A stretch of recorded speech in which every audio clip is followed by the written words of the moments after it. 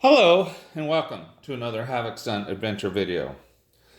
Today I am going to be looking at ENTEX model company.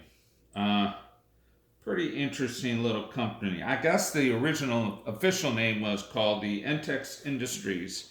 Uh, ENTEX Industries Incorporated was an American toy and electronic game manufacturer based in Compton, California. I don't think they originally came from Compton. The company was active during the 1970s and 80s. Now, I cannot find a date anywhere on these boxes, so I don't know if this was an earlier issue, uh, but it's interesting how Entex developed because the company originally made model kits, hence these. And you may even remember the Lego-like connectable toy bricks called lock blocks. I kind of remember those. Before later moving into handheld and tabletop electronic game market, I don't remember anything electronic. I mean, I might have, just didn't notice. The electronic games produced by Intex have been described as high-end and high quality, and the company itself used a motif games for the discriminating player, indicating that the more expensive end of the market was specifically targeted. Many Intex products were rebadged and sold under license outside the US. Now, again, I'm not sure when these were produced. They seem to have the look and feel in the box aging of probably late 60s. I don't think these kits sold for more than 75 cents a box, if that. I find something very unusual about them. Now, of course, I've got the Albatross already open and I'm working on it already, and it's pretty simplistic. I mean, you get basically one tree carried everything. This particular kit had a lot of, I don't know what you would call it. I'm not really sure what the terms are, but you see this plastic overlay here and here. Well, it was all over all the pieces of the models in this particular kit, flashing or whatever, leftover plastic in the mold. They didn't take off. So I had to do a lot of cutting and sanding before I could paint these, and also connect the fuselage together. It was real difficult. And yeah, well, engine isn't in yet because I'm going to paint the fuselage. Pretty interesting thing about this little motor. This is a Mercedes-Benz engine. I'm not sure of the size, but you can't really tell from this or from this picture. But those are the lifters up above, and there's no valve cover, so those lifters are open. And I watched some videos on the Albatross D series, and there's one guy who's actually rebuilt these planes or built them from scratch.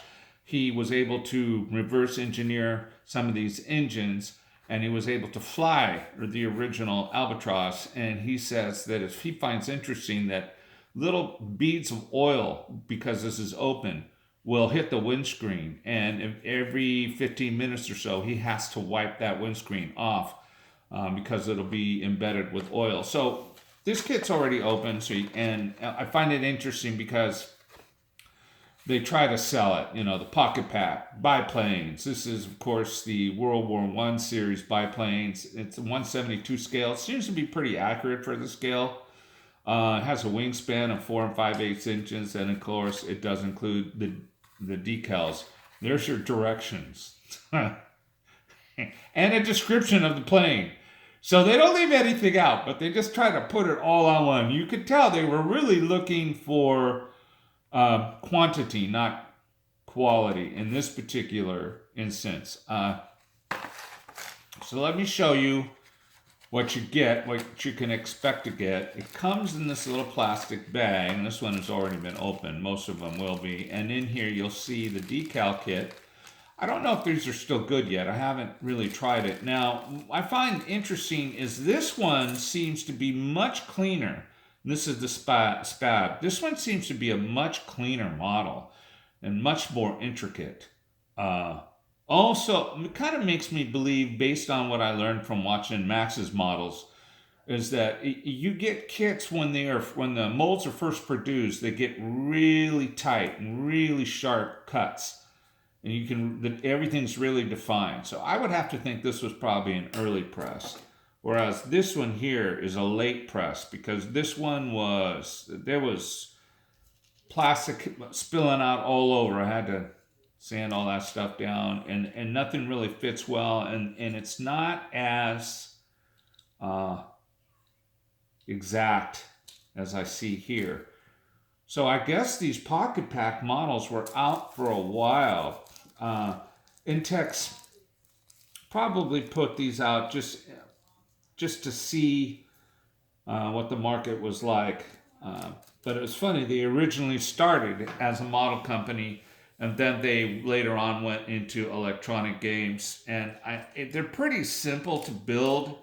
I like these kits a lot because you can watch, like right now, I'm watching football, playoffs, baby, and I'm putting a model kit together. And while I'm doing that, and I find it's really simple to do. You can put one of these kits together in just a couple of days.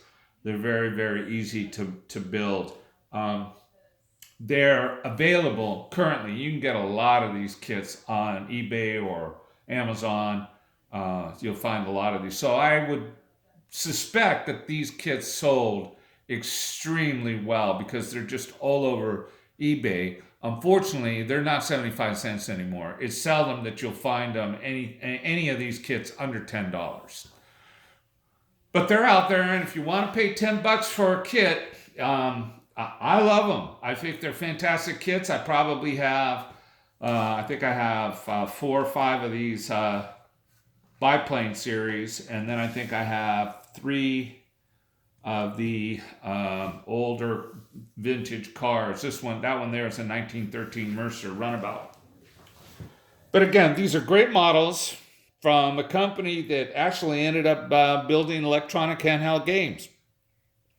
Well, like always, thank you for watching. Have a great day and a better life. See ya.